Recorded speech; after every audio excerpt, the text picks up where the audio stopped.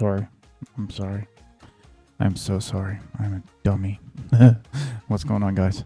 All right, we're back. We're knocking them out. We're getting them done so that I can get through the rest of this weekend. It is Christmas Eve, and I want to wish Merry Christmas to everybody. You're going to be listening to this after Christmas, so Happy New Year. Okay. Today we got a cool little segment, little episode we're going to throw out there. It might be a little shorter, just because I did a lot of research on this and did a lot of things, but also once you get past this part, your brain's going to be melted.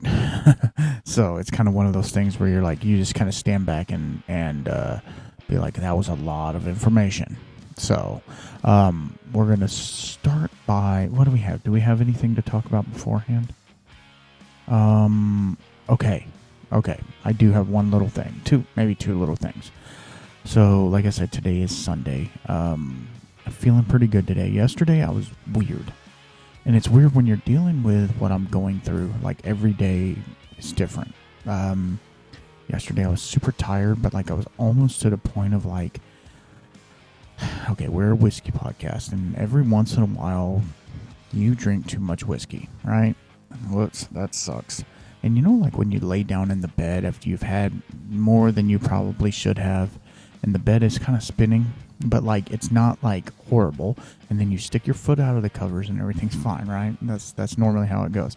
Well, it was like that. That's how I was feeling.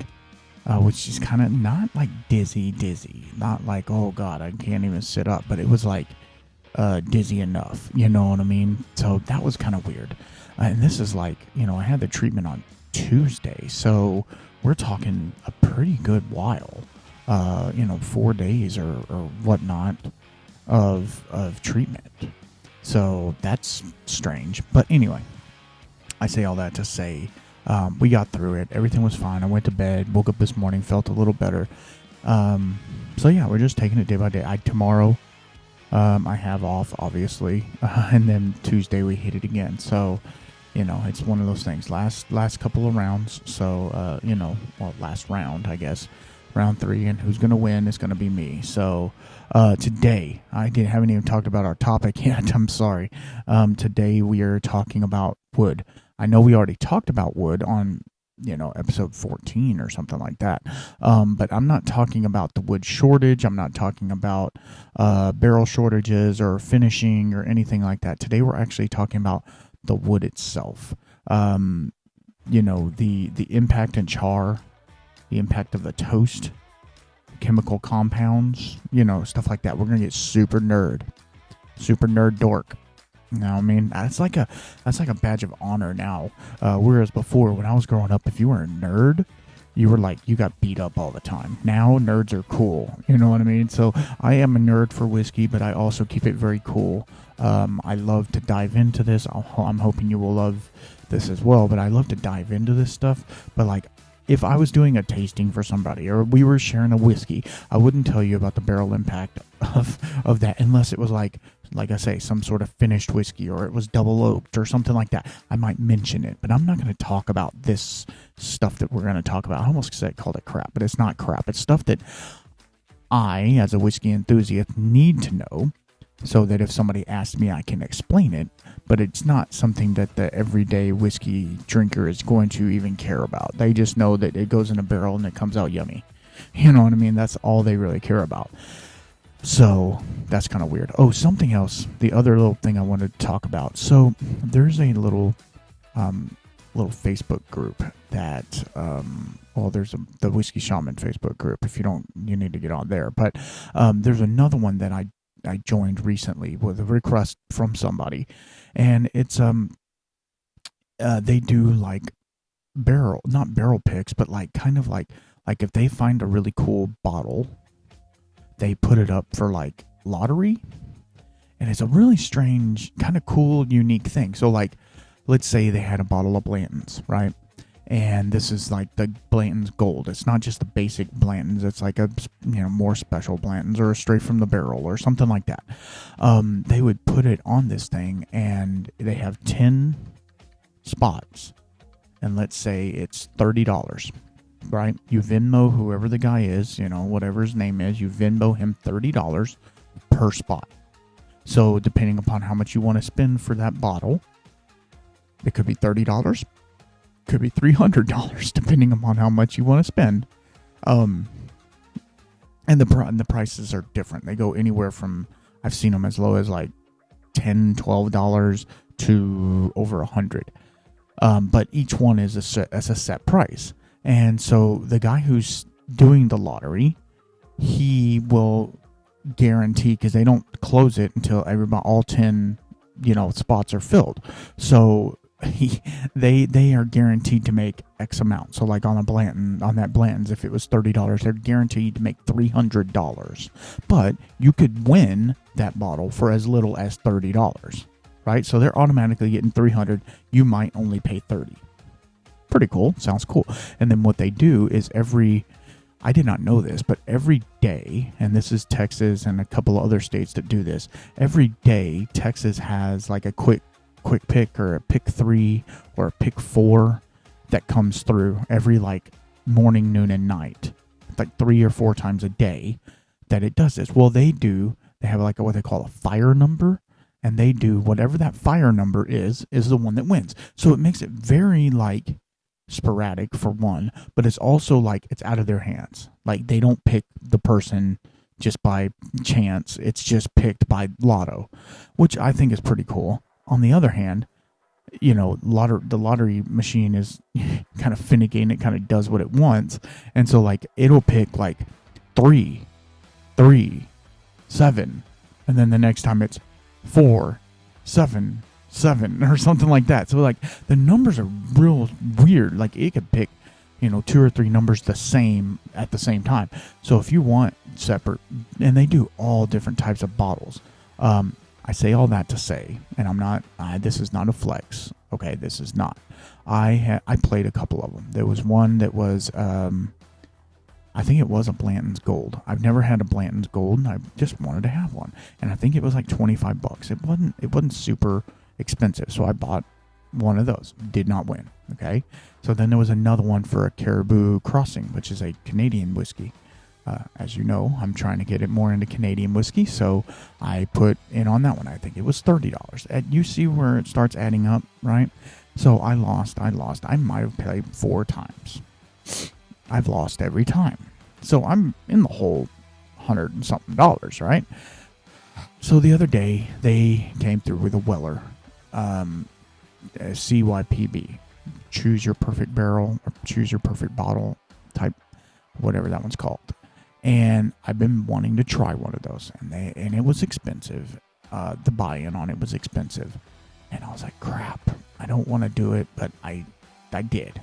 Well, then I ended up winning it, so that's awesome. I'm excited for it. I can't wait to open it up when I can start drinking whiskey again, soon, hopefully. But it's just kind of cool that they do that, and so like they even had one this morning that was like a stag or something like that, or they've had E.H. Taylor barrel proof and stuff like that. I think I bought in on one of those. Anyway, a lot of cool bottles, but the chances of you get them are 1 in 10, but you have to pay every time. So like you can lose a lot of money real quick. All right, so let's get into it. Today we're going to talk about wood influence, wood char, wood barrels, woody woodpecker. We're going to talk about all of it. All right, let me find my notes here. Okay, let me start with this one.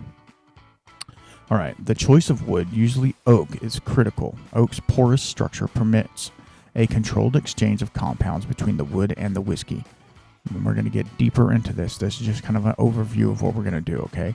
Lignin, hemicellulose, and cellulose in the wood break down during aging. You're just going to have to hold on to me. Don't hold on to me, you know what I mean. Releasing vanillins, tannins, and other compounds. Barrel size affects aging as well. Smaller barrels expose the whiskey to more wood surface accelerating the process. Meanwhile, larger barrels can provide a smoother, slower maturation. Char level influences flavor as well. Barrels are often charred before use. Most of them are. I'd say 95% of the barrels are charred. Unless you get into some brandy barrels, original brandy barrels, they're not. They're just toasted. Blah, blah, blah. Where am I at? Often charred before use, creating a layer of charcoal that acts like a filter and imparts distinct flavor. The charcoal doesn't impart flavor. The deeper the char, the more inducing of smokier notes.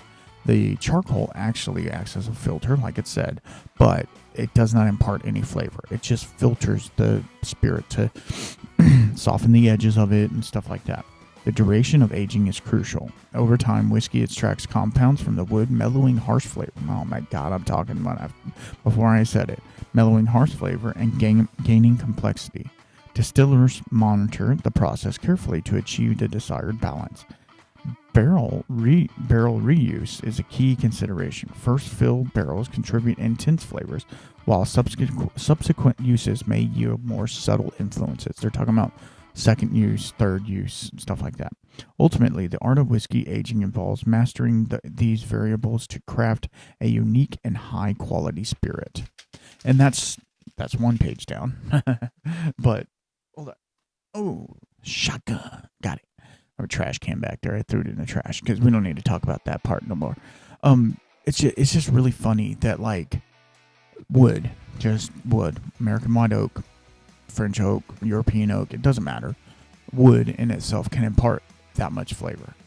Now, hear me out. Before we get any further into wood and wood contribution, the different char levels, the different toast levels, all of that stuff. Before we get into any of that, I want you guys to understand that if you have crappy whiskey going into that barrel, it's not going to fix crappy whiskey, all right? It's not. You can have junk going in, you're going to have junk going out that tastes like vanilla flavored junk. That's not good. That's not going to taste good. If it tastes like crap before you put it in the barrel, it's not going to taste any better. So your new make, your white dog, whatever you want, your moonshine, has to taste good before you put it in the barrel. Now, it can be a little heady. It can be a little floral. It can be a little grassy, right? Because that will mellow out with time, with age. But it'll do the same thing if you just left it in a stainless steel vat. It would mellow and not age, but mature the flavors. Because let's go back to the distillation, and we're gonna deep dive into distillation in the next good lord, little while. Maybe that'll be one of the ones I can do while I'm not doing video content, because you don't want to see my face right now. I am a hairless cat at this point. It's a horrendous thing. Anyway, gotta love it anyway, right? It'll grow back soon, hopefully, sooner than later. We can hope. Anyway, but when you go distillation, I lost it. Dang it! I'm sorry. We knew this was going to happen. If you the product that is coming off, if it's not ready to go, if you couldn't turn around and sell that for White Dog, then it doesn't need to go in a barrel. You know what I mean? Because the distillation process breaks down. But I found it. See, it came back finally. When you distill, you separate a whole lot of compounds because you're distilling. It's called fracture distillation is what it's called. That's why you can separate your heads from your hearts, from your tails. Now, it does smear, right? You're going to get some heads in your hearts. You're going to get some tails in your hearts. You're going to get some hearts in your heads, right? And some hearts in your tails. So that's why you hear a lot of distillers talk about narrow cuts or wide cuts. More Scotch distilleries, they do very wide cuts because they're going to sit on that whiskey for 12 years. Whereas in bourbon, they're going to sit on that whiskey for 2 years. So guess what? They're going to have to do more narrow cuts, right? Just try and get that chunk out of the middle of the good stuff, right? And then what they'll do is they'll reuse those feints or the the heads and tails of that.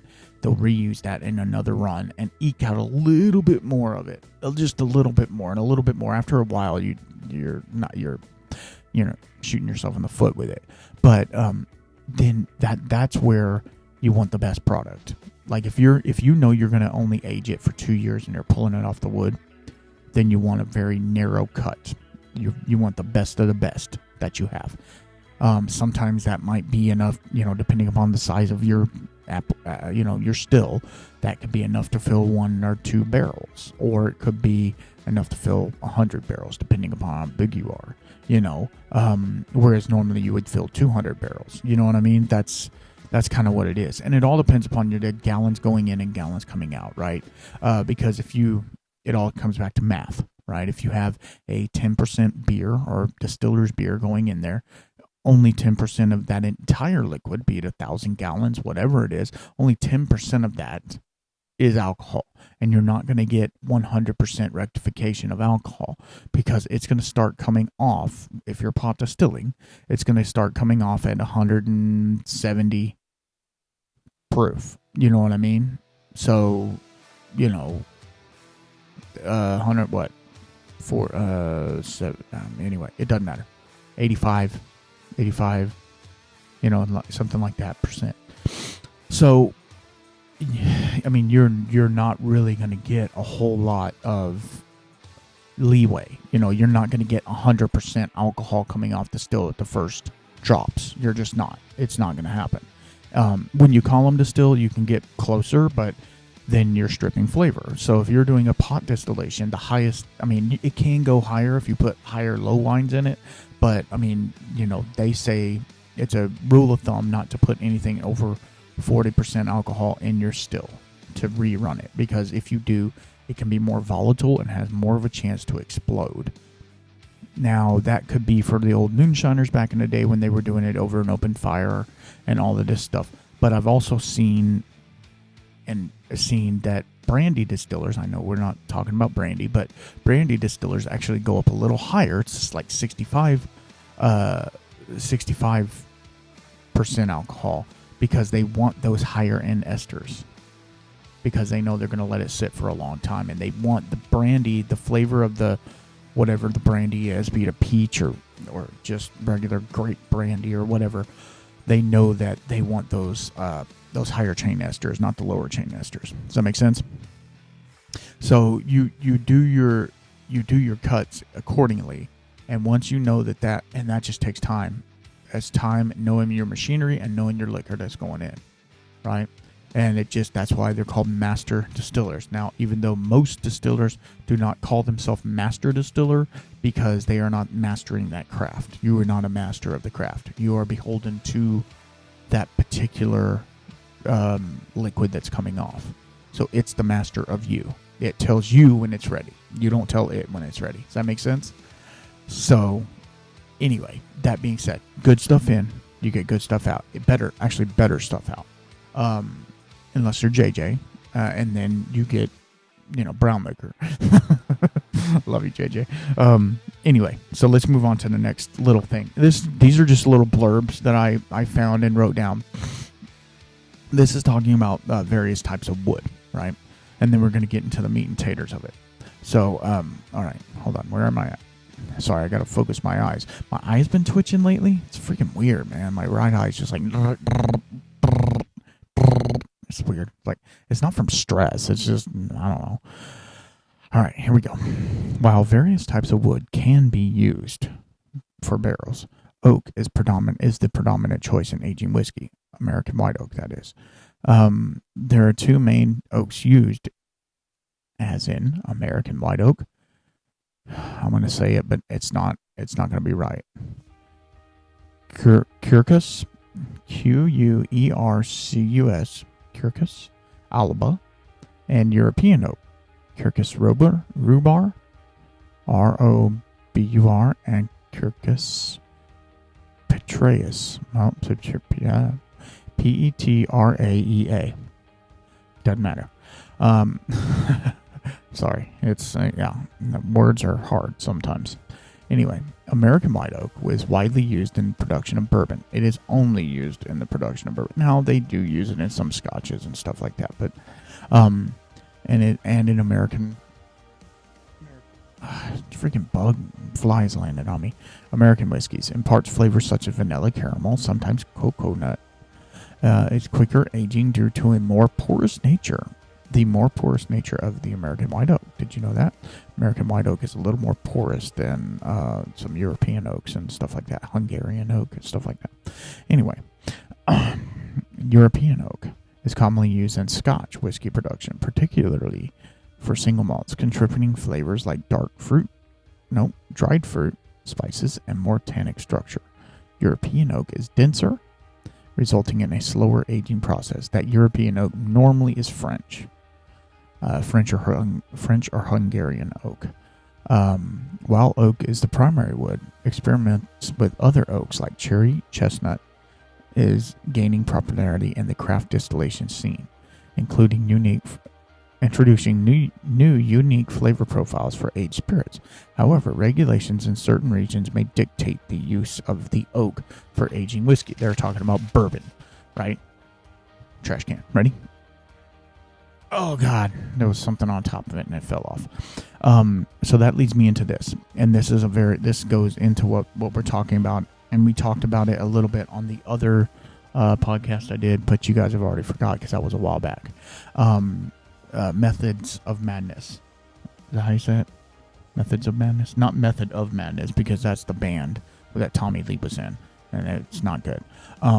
Methods of Madness. I have had their pot still. It's a Middleton distillery, and they are doing like different experiments with chestnut, hickory, cherry, all of these different woods, Hungarian, all of these different woods and different profiles and different single grain, single malt, blended malt in a chocolate stout cask that was made out of red cedar. No, that they didn't do that one, but anyway, it's super cool what they're doing. So if you find one, they're going to be in the Irish section of your liquor store if you can find them. I've seen them in Total Wine. If you guys have a Total Wine or whatever, I've seen them in Total Wine. I need to get another bottle. I'm just saying right now. They can be a little pricey, but they're definitely worth the try to get. I mean, I'm not dissing single grain whiskey at all. I'm not. But try and get the single malt, because the single malt's going to give you more characteristic of a Scotch or Irish that you're looking for. The single grain is going to impart. It's going to be a lot more wood influence. So that might be able to show you what the wood is doing, because there's not much flavor in itself in the single grain. It's still a little higher, or a lot higher, and they strip a lot of the flavor out. So I don't know how long they're aging or anything, but anyway, it's pretty cool. All right, I'm gonna need a drink before we get into the big part of it, because it's a lot. Okay. I'm back. I spilled the water and it dripped inside my nose. Have you ever done that before? I'm drinking out of a Yeti cup because that's what carries my water. You know what I mean? And I set it down and it splashed right in my nose. What the heck? Whatever. All right, so I have a quick shout out, and we're done with that. We're done with that. That's done. I got a quick shout out, and this shout out is none other than Chris Conrad. He's the one that gave me, or I stole, like I told you on the other podcast, stealing is the best form of flattery. I stole this from him with permission. I stole this from him. He stole it from someone else, so don't, it's fine.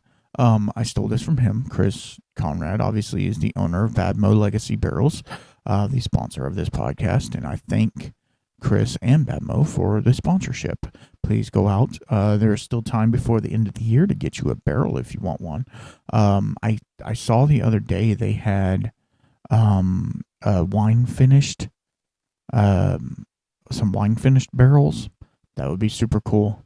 I'm going to release a video very quickly, hopefully by the time this one comes out, of me filling a infinity barrel. Yeah. Yeah, your boy's got one.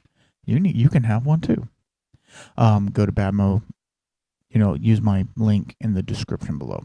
And I want to thank Chris for giving me all this information. And it's part of the reason why I wanted to talk about this. It's a main part. Because he nerds out on the wood part, because that's his job, right? He's the wood guy. I'm the whiskey guy. He's the wood guy, right? So he helps, not me personally, but he does help me personally, but he helps the whiskey people make the whiskey better, right? So, and he's getting awesome wood. Like the wood that he's getting right now is freaking phenomenal. We talked about yard aged and kiln dried and all that stuff. He's getting some good stuff. Like I was saying in the last podcast, he was having a hard time finding it because, like I said, the big guys are wanting all that wood, and so it's very difficult for him to get it. But he was able to find a source and get some to where he could make some barrels out of it, and so that's pretty awesome. That's pretty awesome. And go support him when you can, please. We're all trying to do it. I know times are tough right now. Times are tough. We're going through Christmas. Christmas killed us all. I get it. I hope you guys have a Merry Christmas, and I hope you get what you want. I only asked for one thing this Christmas, yeah, and that was be over all the BS I got to do. But Santa came back and said, "Buddy, you got 3 more weeks," and I was like, "Oh, okay. I guess I can wait." He goes, "But after, we'll have a good time." I was like, "All right, cool. I guess I don't want to have to wait, but if I have to, it's okay." All right. So this is about a page and a half of reading. I'm going to stop halfway through because I know it's a lot. It's a lot. So just get you a drink. If you can't have a drink where you're at, I understand. You might want to have a drink after you listen to this. No, it's not bad. It's not that bad. All right. So the impact of char and toast levels on and the chemical compounds in oak barrel aging. Yeah, that's the heading of this. That's just the heading. All right. Let's go. You ready? Hold on tight. No. I'm going to screw it up halfway through anyway, so whatever. The char and toast levels applied to oak barrels have an incredible impact on the extraction and transformation of chemical compounds. The process contributes to the development of flavors and the aroma profile in an aged spirit. This field of research is large and is constantly finding new discoveries. I have highlighted a few compounds and how they can influence char and toast levels. All right, are you ready? The first one, lactones, cis and trans. Oh God, we're not talking about that, are we? No, we're not. Like a cis male. Have you heard of that yet? It's like I was born a male, and I say that I'm a male. I'm a cis male. I don't know. Whatever. I don't know if that's what this is. These compounds produce woody, coconut, and vanilla-like notes, lending spirits depth and complexity and yielding a mellowness. The cis isomer, in particular, has the most potential of enhancing the overall aromatic profile of the spirit. American white oak, Quercus alba, is relatively rich in cis isomer. Isomer.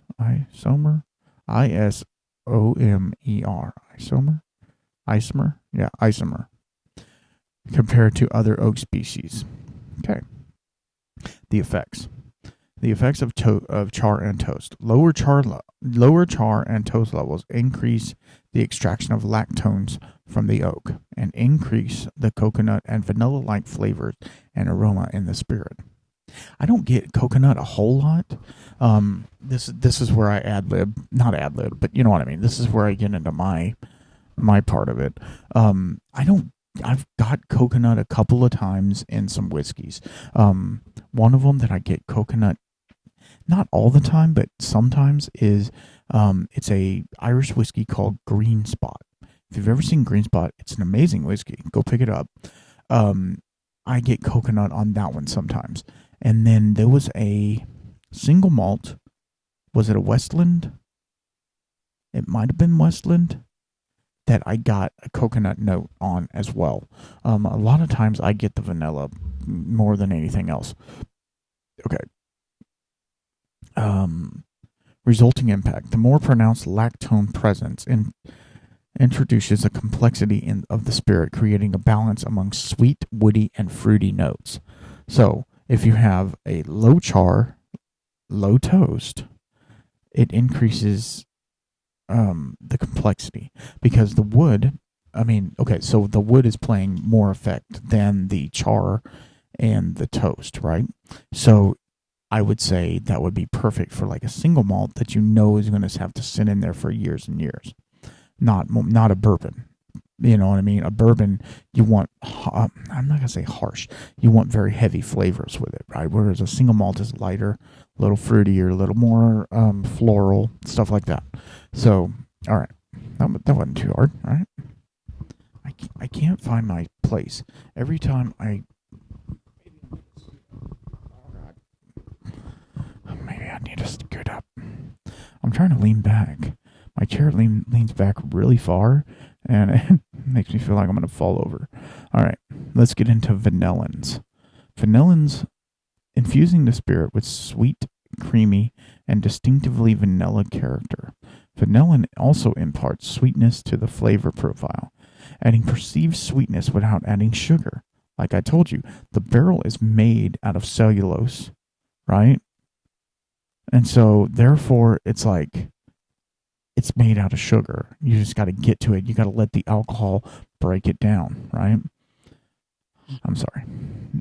The conversion to vanillin alcohol during the barrel fermentation further deepens the complexity of the barrel-aged beer, is what they're saying. That's kind of weird that they would, do that. That they would put a. I understand there's barrel-aged beer, but like it's the alcohol content of the beer would have to be pretty high before it would impact any to the wood, because the wood is, you know what I mean? Like the wood, I don't know. It would need to at least be 10 to 12% alcohol before it starts doing anything. I know you age wine in barrels and stuff like that, and it does impart flavor. You can taste it, but like it's not so, so strong that it's like, oh, that tastes like oak. No, it really doesn't, unless you left it in there for years and years. But you're going to find a critical mass point on it where it's just going to be saturated. I feel. I might be wrong. If I am wrong, let me know. The effects of char and toast. Medium toast encourages the release of the vanillins, thereby introducing a delectable touch of sweet vanilla to the spirit. The resulting impact is spirits aged with a medium toast barrel might showcase heightened vanilla aromas and flavors. You notice how they say might, right? It might do that because it depends upon, like I said, good stuff in, good stuff out. You know what I mean? And it might not. That's the thing. If you've ever gone to a distillery and had them pull samples out of a barrel, right? Each barrel tastes not completely different, but 10 to 15% different. You would think it's a different product. It tastes that much different. It's so crazy. All right, here comes the, I don't even know if I can say that word. Eugenol and isoeugenol. EUGENOL. Eugenol. It's like Eugene. Eugenol. I think it's eugenol. They contribute a spicy clove-like aroma that attributes to the eugenol, imparting a warmth and profoundness that enriches the spirit overall.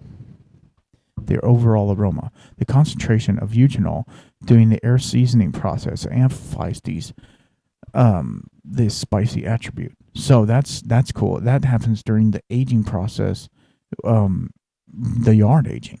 That's cool. So the longer the yard aging, the higher the eugenol. Sounds like. Effects and chars. Toast level. The toasting process tends to increase the release of eugenol, and heightens the spicy clove-like aroma, resulting in impact. Spirits aged in barrels are subject to elevated toast, may have more pronounced spiciness and warmth. So that's why with French oak, they do a lot of times they'll just toast the barrel. Because I bet with French oak, they yard age it for a long time and the eugenol is high in it. And then when they do a toast, it just makes it super high. That's why every French oak barrel finished whiskey that I've had, which is not very many, it's a couple of them. I've had the Froke from Balcones, a couple of other ones, have all been super clove, cinnamon, allspice, just very Christmassy, right? It's that's crazy to me. Wow. See, I'm learning stuff while you are too. All right. Let me get to this. What is this one called? I can't even freaking read that. I don't even know what the hell that says. Whoo. Guyanacol. Guayacol. I don't know. Guaiacol. Guayacol. And methylguayacol are responsible for infusing smoke and charred aromas. These compounds are necessary for spirits striving for a woody or smoky profile, such as certain whiskey types. The effects of char and toast. The toasting process. Hold on. Never mind. A more intense charring process results in elevated levels of 4-methylguayacol. I'm sorry. Thus amplifying the smoky and charred note. Like, that would be like if you have ever had like a stag or a stag junior. If you've ever had one of them, they're super smoky, but not smoky like smoked barbecue or smoky whiskey. They're not like that. They're just super rich and dark. The resulting impact of the spirit aged within these barrels with heavy charring may showcase a smokiness and charred attributes. Okay, are you ready? This is the other one. I'm going to take a drink real fast. Dang, that's a lot. See, I got too far away from my dang table. All right, let's do this. All right, furfural. I know that one. Furfural and 5-methylfurfural.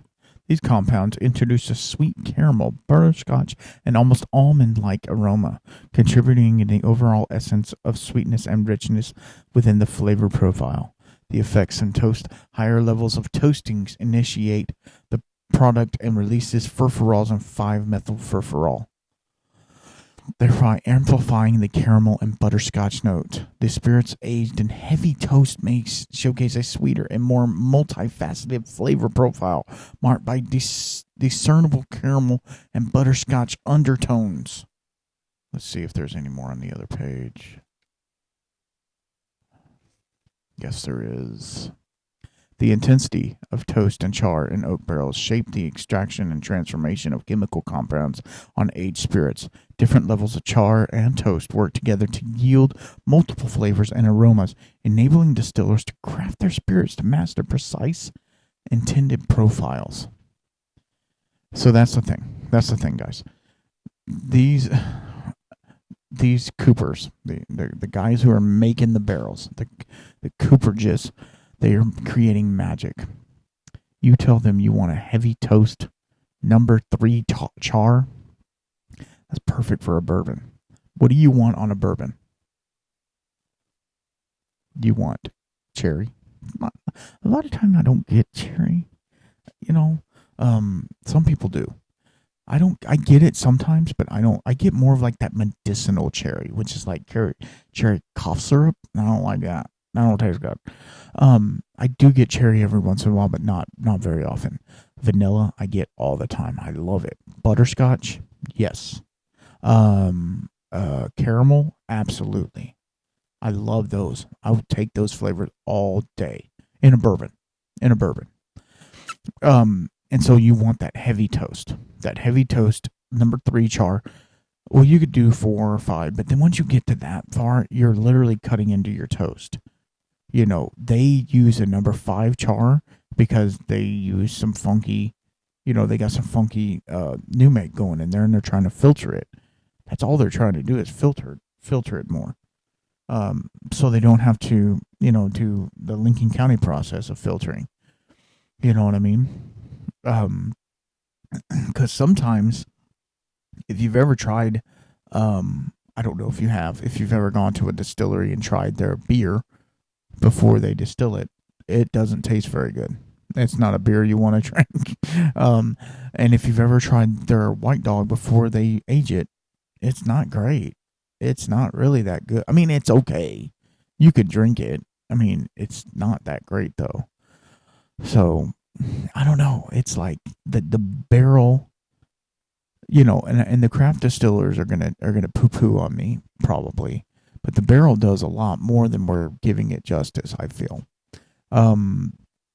because I have seen, I've been to Andalusia whiskey multiple times, more times than I care to say.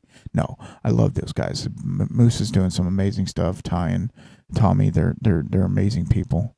I actually bought in on the company a little bit. Yeah, they were doing a start engine, and I bought in on them a little bit, just because I know they're doing amazing stuff, and I want to support them. I don't have the money to support them, but I'm trying whatever little bit I got, right? But I have seen them put new make. Of course, they're doing malts, right? So it is different than a corn-based liquor. I've tried the new make coming off the still. Of course, at still strength, so it was a little hot, a little fiery. The one that I was doing was peated, so peat, comes over weird, and it needs to age. So there's that. But then I've seen it at 6 months. I've seen it at a year. I've seen it at a year and a half. We got to try all of those things. Different, and you see how it changes in the oak. You see how the oak influence matures it. It's amazing to see. It really is. It is amazing to see what the wood profile gives it. It gives it something that you can't explain. Like the original spirit is fiery, it's hot, it's a little smoky. It's kind of, I want to say umami, in the point of like, it's almost like if you were to take the barley, like the cereal, what you would call the cereal, take the cereal and just eat it like that. It has a lot of grain flavor. Not bad, but it's just very grainy, almost gritty in the taste. But then you try it, the bottle, and you're like, this is amazing juice. It's floral, it's fruity, it's caramel, it's sweet. It's not sweet. They don't add sugar to it. It's sweet because of the barrel. And that's what's so cool about it. That barrel impacts so much. And good barrels, we did talk about getting good barrels and getting bad barrels, but like getting a good barrel and having a good cooperage that you work with is a detriment to your distillery, because it can be either great or it can be horrible. You know what I mean? You don't want, unfortunately, there's some companies out there that are doing yard aged. Well, it's okay to have, not yard aged. You want yard aged. Kiln dried. Well, the issue with kiln dried, and I think we talked about this, and it'll be a refresher if we have. Kiln dried obviously is just that. It dries it super fast with heat. Well, the heat actually sucks out some of the good stuff and leaves you with a new, I want to say new grassy note. And that is because of the barrel. Now, when you put a distillate that is not, how do I say it the right way? That is not cut correctly, that's cut too far into the heads or too far into the tails, then that shows a lot more in the finished product. When you have air dried, barrels and subpar distillate, you get a subpar whiskey, and that's just life. You know what I mean? You got two things against you right from the get go. Is there some good whiskeys out there that are in air dried barrels? I'm sure there is. It's getting harder and harder to find yard aged. because they're just, people are running through them. And like I said in the past, there will be a lull, and we'll have some time very soon to, kind of revamp and redo our stuff. And I've talked to a number of distilleries that have said that they've got barrels for a couple more years, and that gives them time to resource out if they have to. You know what I mean? Find some other barrel makers, and hopefully there's some other people. Now, just because it says American white oak doesn't mean American white oak out of the forest of where are we talking? The forest of Kentucky. You know what I mean? It doesn't mean that. It can be Pennsylvania, it can be Missouri, it can be Ohio, Iowa. It doesn't matter as long as it's American white oak, right? And good American white oak, obviously, because American white oak is pretty abundant, and that's one of the reasons they picked it from the beginning, because it was abundant. It was cheap to them. They could cut it down. It was in their backyard. They could cut it down fairly easily, and it was water tight. It didn't leak that much. It expanded enough to where it could seal, seal the barrel. Because back in the day, back in the 1800s, they used those barrels for shipping and holding water and all kinds of stuff. Could you believe, like, drinking water out of a barrel? It's gonna taste like wood. You know what I mean? It's gonna be very woody water. It's kind of crazy, but at the same time, it's like, that's cool. You know what I mean? Like, it's kind of cool that they can do that. But now they've perfected the art of barrel making and wood stave making and stuff like that. It's super cool. Even just watching Chris Conrad make his little heads or whatever that he puts in his barrel. I mean, it's just crazy the amount of chamfering he does. And like they have a tongue and groove on them to where they're not just two boards stuck together. They're actually seamed together. You know what I mean? To create a cohesive thing. You know what I mean? And still let you get to the wood. It still lets you get to the wood, which is super cool. I'm super excited for the future of the wood industry, and the whiskey industry to bout, because I really feel that craft distillers, especially American single malt distillers, are just now getting their stride. Big bourbon, they're going to be around for a while. They're not. Sorry, gotta move again. Big bourbon's not going anywhere. We know this. They're going to be around forever. We're not trying to take away from them. Like I said with the podcast with Germ, we're not trying to take over big bourbon or anything like that. I just want to see American single malt and craft distilling, not just American single malt, but craft distilling. I want to see it go to another level. I want to see it get national recognition, not just in your state, not just in your region. I want praise for Westward. I want praise for Westland. I want praise for Stranahan's and Leopold Brothers and all of these. I could sit here and name 20, craft distillers that are doing so much cool stuff that, like, you don't even know them. You don't even know half of them. Tattersall. You never heard of that one, have you? No, you haven't. And it sucks. Why not? Why haven't you? Cedar Ridge. Cedar Ridge is making some of the coolest whiskey out there, and you've never heard of them. Another one, Spirits of French Lick, my buddy Alan. You know what I mean? He's making some amazing stuff. He doesn't really even do single malts. He did it a couple times, but he's doing some stuff. He was on Fred Minnick's 100. Yeah. Not he, but Spirits. I mean, that's amazing. To go from a fledgling distillery to be on Fred Minnick's Top 100. Congratulations, bro. You did it. That's awesome. To know that your whiskey, the whiskey you strived over, you babied, you sat with, you cried over, you got pissed off at, made some accolades with somebody. Now, I will say, you can take Fred Minnick, take him or leave him, right? It doesn't matter to me. He's not my friend. If you know him, great, that's fine. I'd be more than happy to talk to him. You know what I mean? but at the same time, like he's just a dude, right? That likes whiskey. So am I. You know what I mean? He's no better than me. He might have accolades like WSET or something like that. It doesn't matter to me. You either like the whiskey or you don't, and that's the thing. And I can't wait for the day when these craft distilleries start getting some high numbers, and they already are. You can see them at these like the San Francisco Wine and Spirits Festival. They're getting gold, double gold on all their stuff. I mean, just Andalusia alone has got double gold multiple times. It's like, come on, guys. When are we gonna do this? I'm sorry, I'm ranting now. I'm sorry, but it it's one of those things where like the barrel influence on whiskey is such an important thing that, like, think about it. Think about what if back in the day they decided, they were like, we're not going to use barrels. We're gonna make, because back a long time ago they would make the whiskey and it was white or clear whiskey.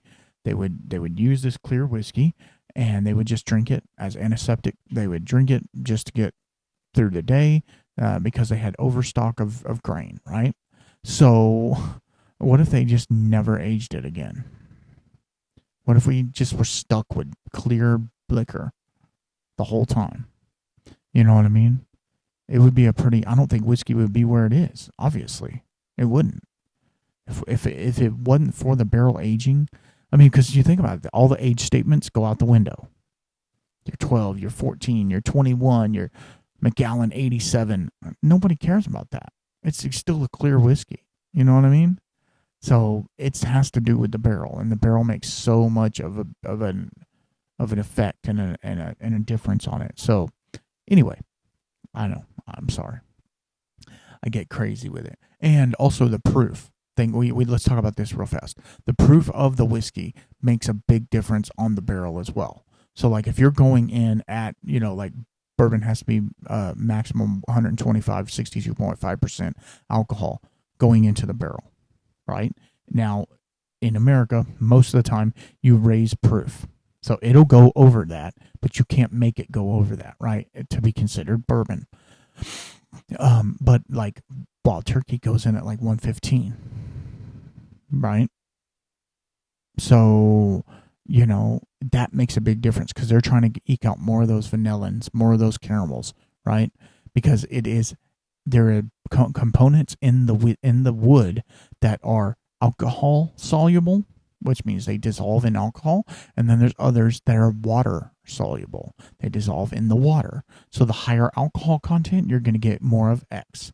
The more water content you have in your liquor, you're going to get more of that. That's why a lot of distilleries now are doing what they call in-barrel proofing. So that's they'll age a whiskey for X number of years, however long, it doesn't matter, 4 years, and then they will start the proofing process. Maybe they'll start it at age 3. They'll add some water to it, and they will slowly, over like a year or 2 years, age that thing down to where they want to have it at. Now they're not going to age it down to 45% or nothing like that, but they will age it. They will not age it. They will proof it down in the barrel over a long period of time to eke out all of those water-soluble compounds to give it more and more complexity over time. That is super cool to me. I don't know if it is to you.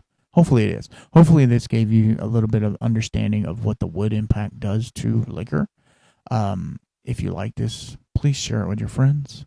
Leave a review. Thank you very much for all the support through all of this. This has been an amazing journey. We're coming up to the end of the year, and that's crazy. I can't even think that. I'm going to hopefully have another one before the end of the year. But if I don't, Happy New Year.